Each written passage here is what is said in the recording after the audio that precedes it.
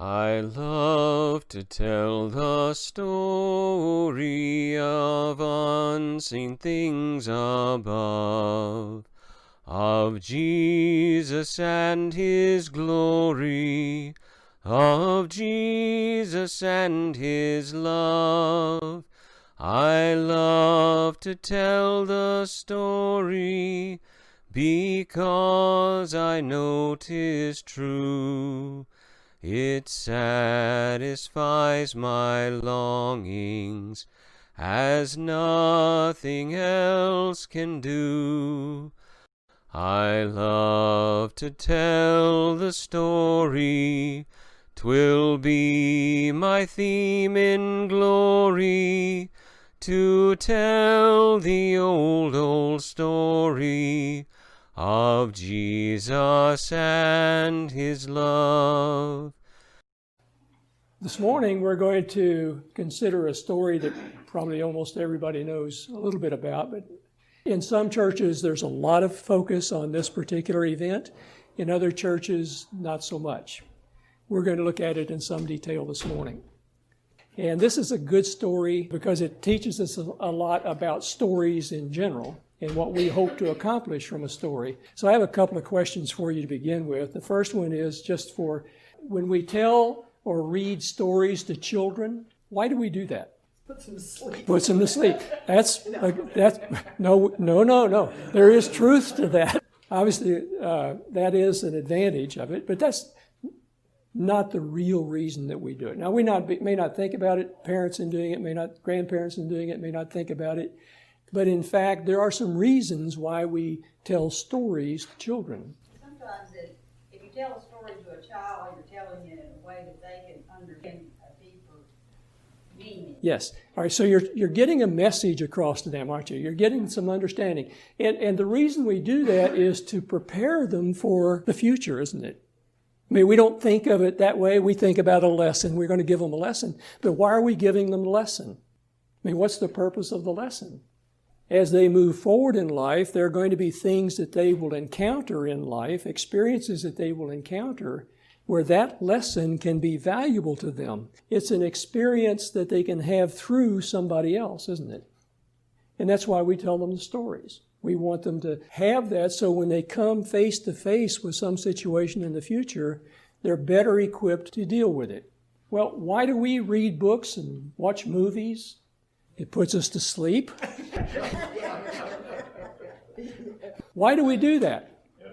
For entertainment, to put us to sleep, to just entertainment, for pure enjoyment. But is there anything else that we get from that? For knowledge. It's just like with the children, isn't it?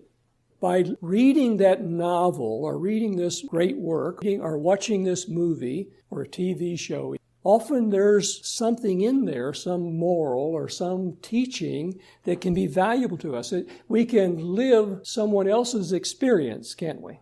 If you read some great novel, some really good one, then you're in it, aren't you? You're experiencing what that character is experiencing. Vicariously, obviously, but you're experiencing it. And what that does is it prepares you for a similar experience that might come into your life. What makes a novel great? There is a list, 100 greatest books, Harvard classics, and all these different lists of great books. But what makes a book a great book? What would be your requirement to put a book on a list of great books?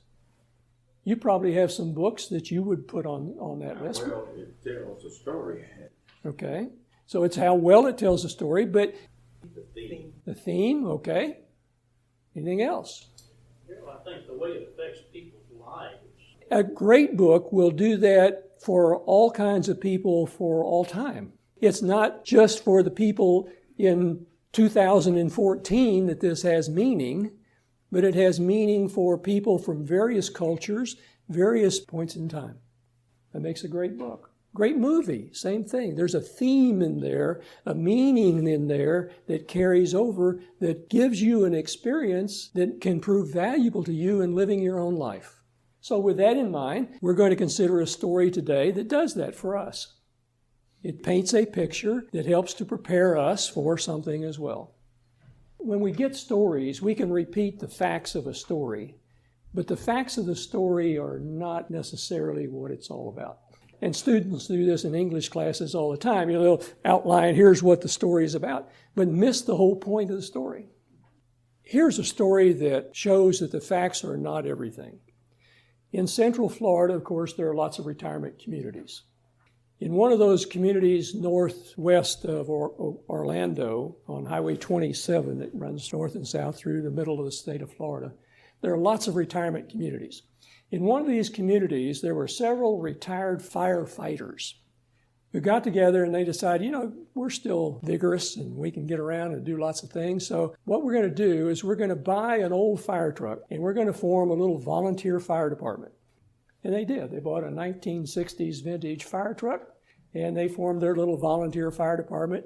And they would respond to the little kitchen fires that the little widows in the retirement communities would have. In fact, there was suspicion that after a while they started setting those fires intentionally just to have these guys come by. But nonetheless, they would respond to these things, and they were the heroes. They were the heroes and doing quite a good service. One day in a manufacturing plant not far from where their volunteer fire department was, there was a major fire, and the regular fire departments from the area all responded, and they just weren't able to really get their arms around it. And the manager of the plant went to the chief who was coordinating everything and said, look, I have a safe in my office that has some very valuable documents. If this safe is, and a fireproof safe, by the way, is not fireproof. Everybody knows that, right? A fireproof safe is not fireproof, it's fire resistant. It will resist fire up to certain temperatures for a certain period of time. Let the temperatures exceed that for a little bit too long and everything, and that safe will be destroyed. So he says, I have this safe in my office, and I'm concerned about stuff that's in there. It's very valuable. And so I want you guys, if you can, focus on that and save that safe. If you do, I want to donate $250,000 to you guys for fire safety or whatever you want to do with it. Chief says, well, we're going to do what we can. Doesn't make any difference about the money. We're going to fight the fire. We're going to do what we can. Well, the guys at the volunteer fire station see the stuff, and they hear what's going on, so they decide they're going to go help out. They jump in their old fire truck, and they go take off toward this place. And as they're going down the hill toward the building, the siren blazing, they're going as fast as they can go. They don't slow down. They don't stop. They go right on past everybody. They drive through the glass front of the building, into the fire, and they come to a crashing halt near the office where the safe is, and between where the heart of the fire is and the safe. Now, they're in there fighting for their lives because they're in the middle of this inferno, fighting for their lives, and they managed to do enough on the inside to help the fighters on the outside so the fire is actually brought under control and the safe is in fact brought home safely. Now, those are the facts of the story, and that's an interesting kind of story. But you have to get to the motivation to really understand the story. The next day, when the manager of the plant met with these gentlemen to present them with this $250,000 check, he said, what are you guys going to do with this? He said, well, the first thing we're going to do is we're going to buy a new fire truck that has brakes that work.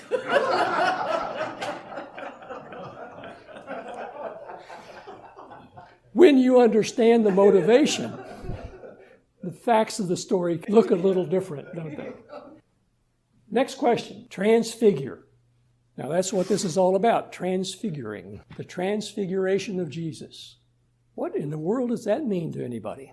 If you ask the average person walking down the street, what does transfiguration mean? What does it mean to transfigure? What are they going to say? Change? That you're very generous. I think what most of them would say, I don't know what you're talking about. Who, me? I don't know.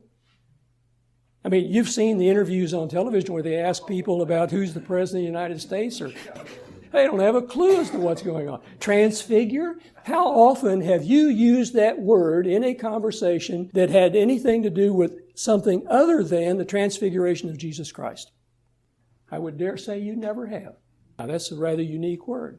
If you have spent some time in the Catholic Church, you've spent some time in a Lutheran church, And there are a few others, generally called liturgical churches, where they have some focus on the church calendar, the church year. Most Presbyterian churches don't. Baptist churches generally don't. Some Reformed Baptist churches might. Methodist church will tend to. But it's the Catholic Church, the Lutheran Church, and an Anglican Church, and a few others that will have some form of following the church calendar. When the church calendar, you've heard the word Advent, the Advent season, we do talk about that on occasion, the 4 weeks before Christmas, the 4 Sundays before Christmas, the Advent season, where we're preparing for the coming of the Messiah, right? The coming of the Christ, preparing for his arrival. After Christmas, the 4 Sundays following Christmas, it's called Epiphany. And we know that term a little bit, and well, maybe not much better than Transfiguration. But Epiphany is manifestation, revelation. And so it is that period of time where we're celebrating the revelation of the Messiah and his appearance to us. The last Sunday of Epiphany is Transfiguration Sunday. And in a liturgical church, every 4th Sunday after Christmas, you're going to hear a sermon on the Transfiguration. So people from those churches are more familiar with Transfiguration because they've heard it at least once a year. Now, I don't know how many times you have heard sermons or lessons on the Transfiguration, or how many times you've read it in the Bible. Depends on how many times you've read through the Bible, perhaps, or how many times you've read the Gospels. Nonetheless, yeah, it is something that some people will know a little bit more about than others. But most people in general don't know the word because it's hardly ever used. And it's used almost exclusively in this context that we're going to be discussing today of the Transfiguration of Jesus. That Transfiguration we know a little bit about. You already know the story, so we're not going to have any real surprises with that. But with this, we're going to be seeing Jesus partially in his glory. But how do we experience, how do we sense, how do we see God's glory today? You're not going to go up on a mountain with him and see him transfigured. But we can experience God's glory. We do experience God's glory. We should experience God's glory. But how do we do that? Through reading the Bible. So in the Scriptures, as he is revealed to us, we see and sense and feel and experience the glory of God. The heavens declare the glory. The heavens that declare the glory of God.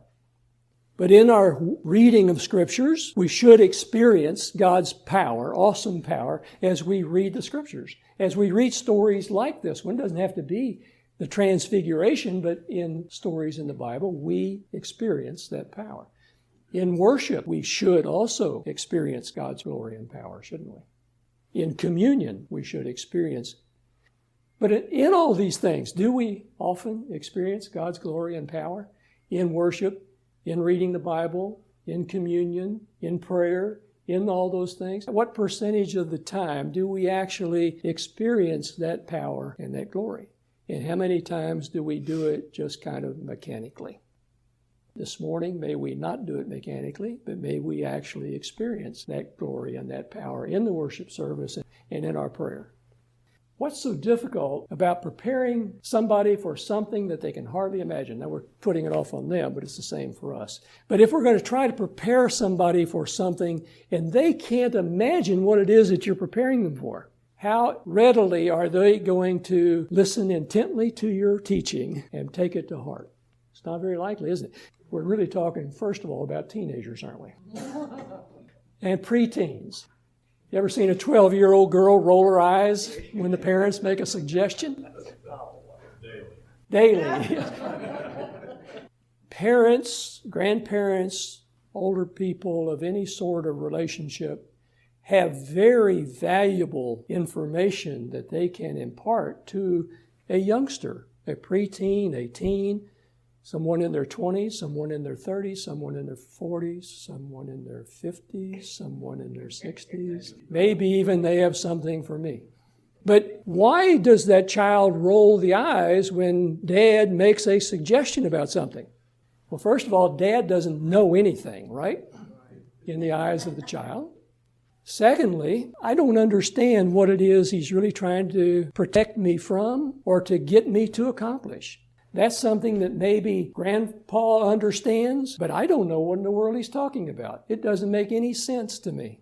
I think the parent is overreacting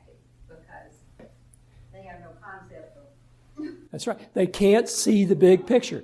They can see only a very small part of the picture.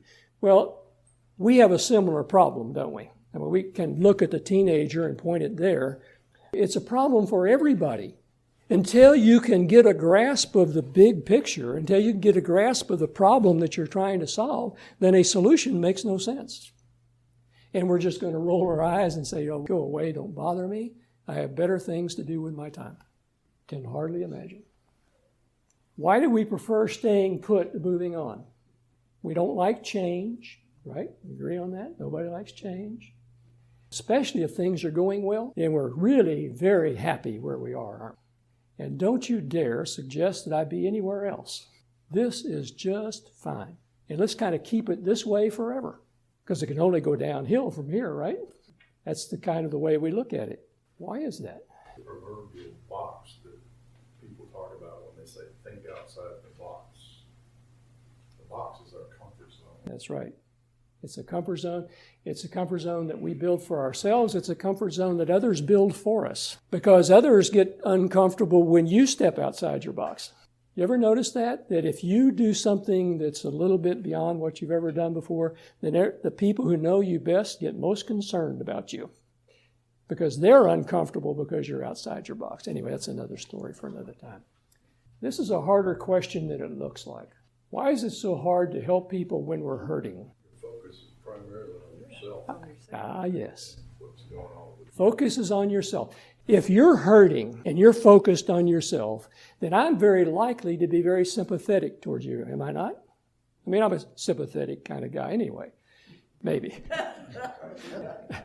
But I'm likely to be very sympathetic to you and not try to push you out of that.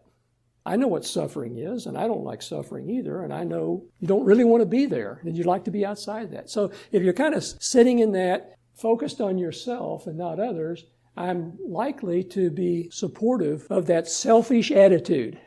I'll say it, because it is selfish, isn't it? Concerned about myself.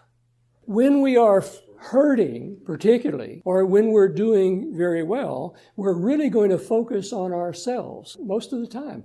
And we're not going to be looking at ways that we're going to be helping others. Well, that's one of the things we'll see in the story, in that Jesus is in a very critical point in time for himself at this. But while he's hurting, he's reaching out and he's helping his disciples. He's teaching his disciples. And that's a lesson for us too. The clip I have for you this morning is from a film from which I've shown a clip before. The movie is Stepmom. This movie deals with relationships in a family experiencing divorce. That's the first part. It gets bigger than that. But it first starts out divorce. Jackie, played by Susan Sarandon, is the mother of 2 children. She's been divorced 3 years when the movie opens. The daughter is 12. The son is about 6. And she's been divorced 3 years. Her husband, in the meantime, has met someone else, Isabel, played by Julia Roberts, and he's going to be remarried. The relationship between Isabel and Jackie, the ex-wife and the new wife, can be a little tense. And for most of the movie, that's exactly the way it is. I mean, it is this battle that's going on as they try to determine what their relationships will be with the family. And that primarily means the children. And the children struggle with this too, as you can expect. But anyway, it's an interesting movie as you look at those relationships.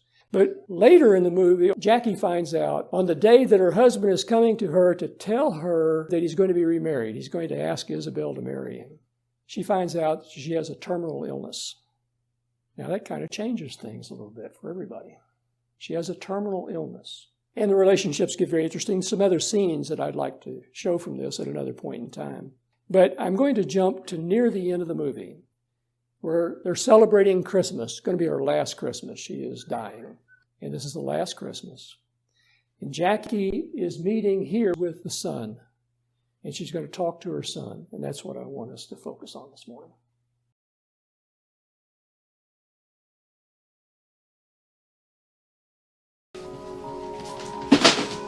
Ben. Have a little patience. Can I open my presents now?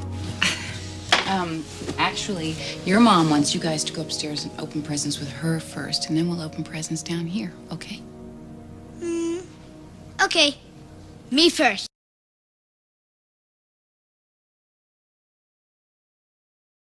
Merry Christmas. Sweetie, I think this has your name on it.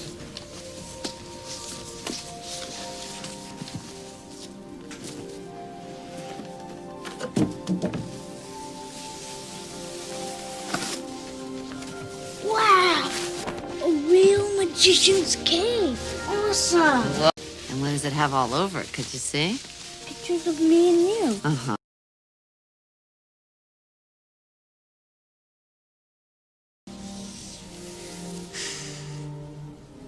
Are you dying?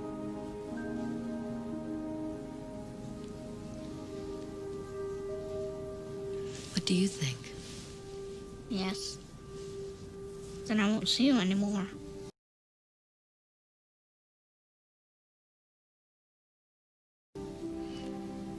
Well, you won't see my body, but... You know how a caterpillar becomes something else? A butterfly. Yeah.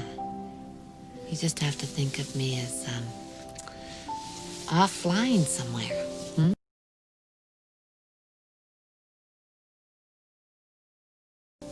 And of course, the magician knows the secret. That just because you don't see something doesn't mean it's not there.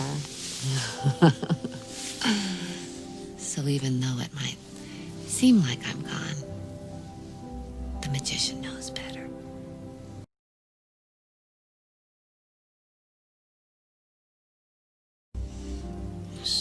So where will you be?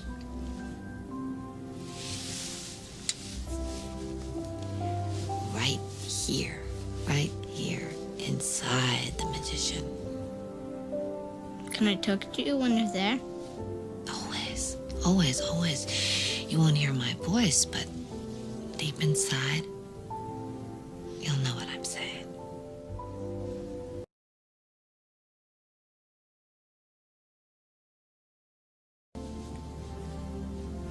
But we still have one thing, one of our greatest things we're gonna always have. You know what that is? Our dreams. We can still meet in our dreams.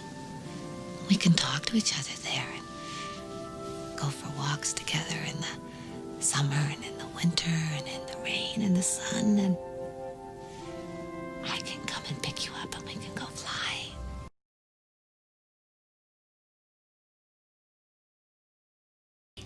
Brought you some tea. Oh, Merry Christmas, baby. Merry Christmas. Look what Mom made me. Wow. I'm gonna go show Dad and Isabel. Here, thank you, sweetheart. Oh, Mom. Will you make sure Dad knows how to double knot my sneakers the way you do for school in the morning? Yes. Thanks. So how did Jackie do in preparing Benjamin for her soon demise? You may not have explained it that same way, but in communicating with that child, she really did a pretty good job. She's dying. She's dying and will die very soon, but she's still preparing Benjamin.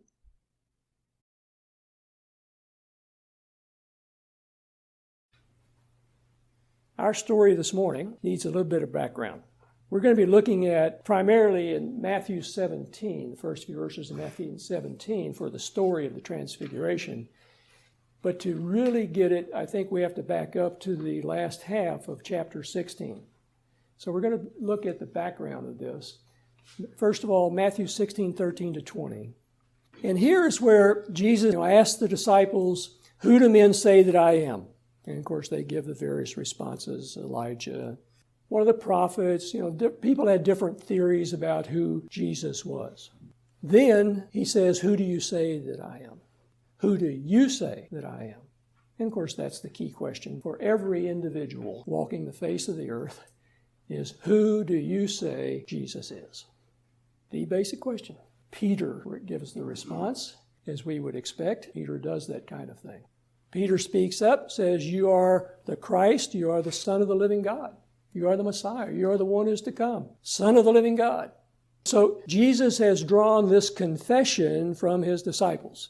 He is the Son of the living God. He is the Messiah. He is the promised one who is to come to bring salvation to his people. That's who Jesus is. They recognize that that's who he is. Beautiful reply. But then Jesus says, don't tell anybody. Now, when you read this at this particular point, and when people study the Bible and look at this particular part of Scripture, they really kind of stumble over this and really have trouble with it. Tell no one. That doesn't make any sense. I mean, he's the Messiah. He's come for everyone. And now you were confessing that that's who you are, and you don't want us to tell anybody? Why in the world would he do that? I mean, that's the question we ask when we read this, isn't it? Why in the world would he not have them tell everybody? Well, as we read a little bit farther, it gets a little clearer as to why he makes that statement. So this is part of our beginning. Next piece, Jesus tells them what's going to happen. Yes, I am the Son of the living God. I am the Messiah. I'm the promised one who's bringing salvation to the world. Now I must go to Jerusalem. There I'm going to suffer at the hands of the chief priests and the scribes and all the leaders of the Jews. I'm going to suffer at their hand. And I'm going to be killed and on the third day be raised. Now, wait a minute. If you were there with Peter, and Peter said, you are the Son of the living God. And you were there and you believed that along with the others. And now Jesus says, I'm going to Jerusalem, and by the way, I'm going to be killed. What goes through your mind? Does that make any sense at all? I don't think it does. That's why Peter rebuked him. Peter jumps up again and says, no, that can't happen. Why would he believe that? I mean, why would Peter say no? He just said, I know that you're the Son of the living God. They cannot kill you. That's not our expectation.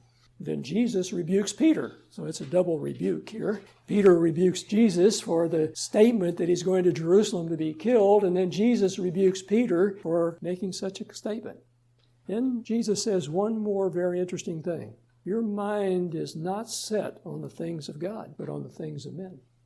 What Peter was thinking about was, yes, Messiah has come and he's going to restore Israel, and we're going to have this wonderful nation again, the wonderful power. We'll get rid of these Romans and everything's going to be beautiful again. That's the human way of viewing this whole thing. But that's not what was going to happen. And Jesus has just told him what's going to happen. Peter doesn't believe it, says Jesus shouldn't be talking like that.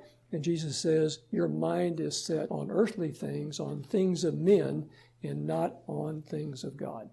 How often is our mind set on the things of man? In fact, when we are in worship, when we are in communion, when we are studying the Bible, when we are praying, and we're not experiencing the power of God, the glory of God, most likely what's happening is our mind is not set on the things of God, but is in fact set on the things of man. We're thinking about what we're going to have for lunch. We're thinking about the surgery I'm going to have next week. We're thinking about various things, but not on the things of God, on selfish things. So Jesus corrects him here. Even though they recognize that he is the Messiah, there's still some problem in understanding here. There's still some educating that needs to be done, and it's going to carry on for quite a while. Next, Jesus makes some very interesting statements. He says, if you're going to come with me, you have to deny yourself, take up your cross, and follow me. Keep the context of everything here. I mean, Jesus is with his disciples. They've confessed him to be the Messiah. He's told them what's going to happen. And now he tells them something that they need to do. Take up your cross. Now that has real meaning to us sitting here today, 2,000 years after Jesus died on the cross. What did it mean to the disciples at that moment? Probably not as much as it might mean to us today. I mean, they've seen people die on the cross, but take up your cross? I think we probably have a clearer picture of that today than they had at that moment in time. Now, soon they'll have a clear picture.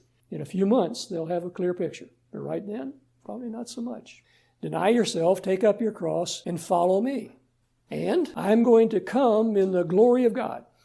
You will go through some trials, you'll go through some tribulations, but I am going to come back. I'm going to die, yes, but I'm going to come back, and I'm going to come back in the glory of the Father.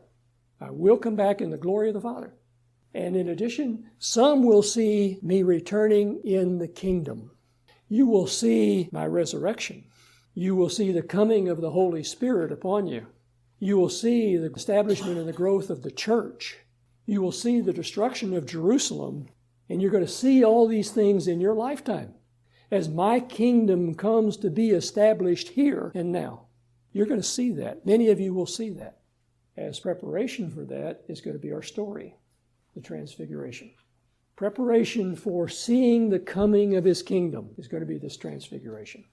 Verse 1 of chapter 17, as we get to the Transfiguration. After 6 days. Now this is Matthew. Luke says a little bit more. Mark has a little bit to say. But after 6 days, Jesus took with him Peter, James, and John. Took those three with him up to a high mountain, and Luke says to pray. Takes those three alone, goes up to the high mountain to pray. Now you have an issue with the 3 and the 9. I mean, would you rather be with the 3 or with the 9? We're rather egomaniacs, so we want to be with the 3, right? Everybody wants to be with the 3. We want to be with Jesus. We want to be there. We don't want to be one of the others. Well, folks, we're one of the others. Because just like the 9, the 9 are like we are in the sense that they had to hear the story and believe the story without seeing the event. Blessed are those who believe, having not seen. Those 9, having not seen, we must still believe, as we, having not seen, must also believe. 3 are called up. 2 or 3 witnesses is all you need. But anyway, we have 3 human witnesses of this magical event. 6 days, they go up to a mountain.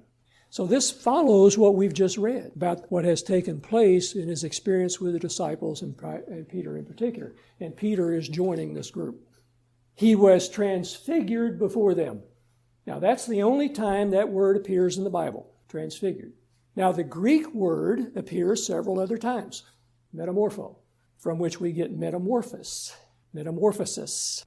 But here it's translated differently, and this goes back to the Latin. This comes in the Latin Vulgate. When they translated the Bible from Greek into Latin, they used a different word than they used every other place where they translated the word metamorpho, because this is different. In other situations, we're changing from one physical state to another physical state. How many read the short story by Franz Kafka, The Metamorphosis, where a man is changed into a cockroach? I thought everybody read that. Anyway, the metamorphosis, the change. But it was a physical change from human to cockroach. Paul in his letters talks about transformation. Be ye transformed. Don't be conformed to this world, be transformed by the renewal of your mind. And in a moment, in the twinkling of the eye, we will all be transformed. We'll all be changed. That's a translation of the word metamorpho. But see, that's a little bit different. Here we have Jesus appearing to them in a different state. His face shone like the sun. His clothes became white as light. A different state. So the translators said, let's use a different word. So they used the word transfigure, a word that you never use in any other sense than the transfiguration of Jesus. We use transform, we use change. We use those words all the time. But not that one.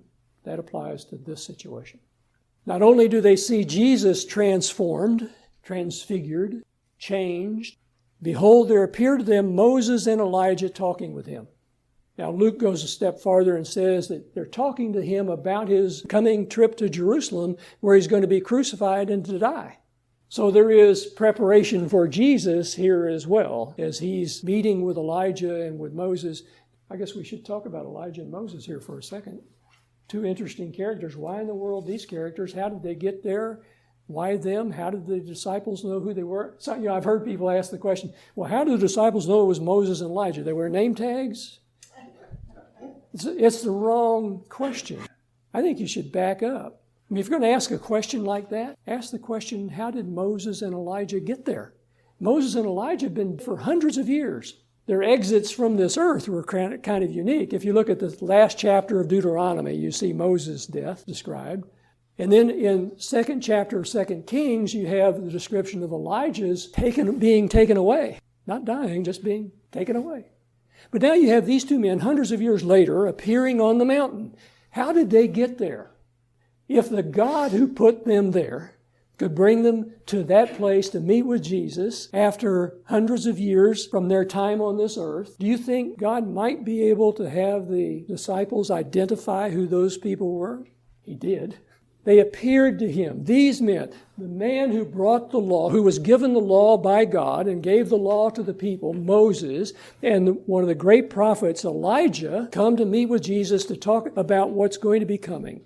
Events that these men prophesied about. They prophesied about the coming of this Messiah and what he was going to do. Now they've come and they're meeting with him and they're showing that Jesus is in fact the culmination of the law and the prophets. It's all coming together in him. That's what the law and the prophets were all about. That's what the Old Testament is all about. It's about the coming of the Messiah. It's about Jesus, who was the Messiah. This event points to that fact.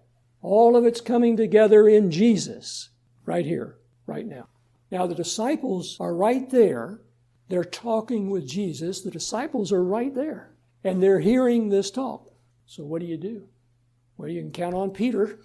Peter says, Lord, let's build 3 tents. One for you, one for Elijah, and one for Moses. Elijah, I know you've been in heaven for 700 years, 800 years, but I'm going to build this tent for you over here on the mountain. I'm sure you'll be happy to stay here with us in this tent rather than go back to heaven, right? I don't think so. In the other Gospels, it said because he didn't know what he was saying or he didn't know what to say. If you don't know what to say, it's best to keep your mouth shut. I know that, you know that, but we don't do that. Peter didn't do it. Let's do this. Let's build some tents. Because this is a mountaintop experience, one that we want to never end, and let's stay here forever. Well, you would want that too.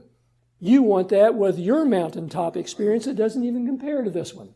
Whatever mountaintop experiences we've had in our lives, great times in our lives, where the best of the best has been happening to us. All that we could imagine is happening to us. Those great moments, we wanted to stay there. We wanted to stay. Deep down inside, we may not admit it, but deep down inside, we wanted to stay. Peter says, let's stay. This is great.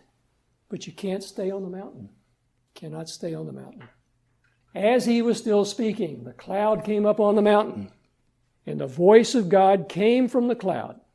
This is my beloved Son, with whom I am well pleased. And where have we heard that before? That is baptism. Voice of God coming down. This is my beloved Son, with whom I am well pleased. It happens again right here. And the disciples hear this voice coming out of the cloud, this voice of God speaking to them. This is my beloved Son, with whom I am well pleased. And we forget the last 3 words. Listen to him. We know we should do that, but sometimes we get distracted. There are lots of things in our lives that can distract us from listening to him, and they do. When the disciples heard this, they fell on their faces and were terrified. They heard the voice of God, the awesome word of God. We should have that sense of awe in our worship, in communion, in our study of the Bible, in our prayer. We should have that sense of awe of the presence of God with us. And listen to him. But it's so easy for the mind to wander and to go off onto this and to that and come back to selfish things. Back to me and my concerns of the moment, selfishly. The disciples fell to their faces. But Jesus reached out to them, touched them, saying, rise and have no fear. It's not a matter of having fear. It's a matter of experiencing that awesome power of God and having that awe of him. That honor and respect of him and who he is. Rise and have no fear. Jesus reached out. Jesus has just been talking to Elijah and Moses about his crucifixion. He's going to go to Jerusalem and die a horrible death. And he's reaching out to them. Get up. Come on. Have no fear. That's what Jackie was doing with Benjamin. Putting aside the selfish for the moment and reaching out to someone who needed something that she could give. No matter what our situation, almost always there's somebody around us who needs something that we can give. And when they lifted up their eyes, they saw no one but Jesus only. Elijah and Moses are just players on the stage, supporting cast. They are not main characters. They don't deserve a tent with Jesus. They're not of the same level. They vanish. Their eyes on Jesus only. Listen to him only. And then as they were coming down the mountain, Jesus commented to them, "Tell no one the vision you've seen." Now, if we think about that for a moment, that's what he told them before, right? He said, "Yes, I am the Messiah, I am the Son of God, I have come to save the world, but don't tell anybody yet." Now, if they had gone down at this point and told everybody about this wonderful thing that they had seen, what would people have thought as they watched him hanging on the cross? You bunch of lunatics. Liars? That couldn't be. This doesn't make any sense until you get to the resurrection. When you get to the resurrection, it all comes together. So he's telling them, be patient. It's not time. It will make a sense to everybody at the right time. It is a story of preparation. The Bible stories that we look at are all preparation. It's preparation for the disciples. It's preparation for us. Our present is insignificant compared to our future. What we are experiencing at the moment helps prepare us for that future, but it is the future that matters. It is that life to come that matters. We'll experience some trials and tribulations in this life. We all have, and we're all going to experience probably many, many more. But it's the promise of the life to come. That's the hope that we have, that we're going to spend eternity with him, no matter what we go through here.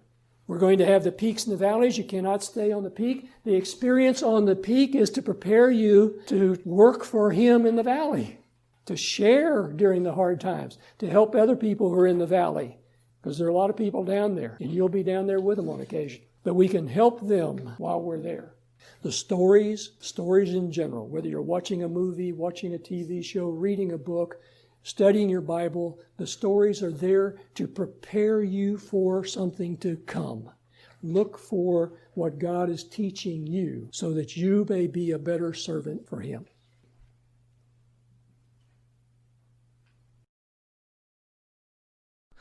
I love to tell the story. 'Twill be my theme in glory, to tell the old story of Jesus and his love.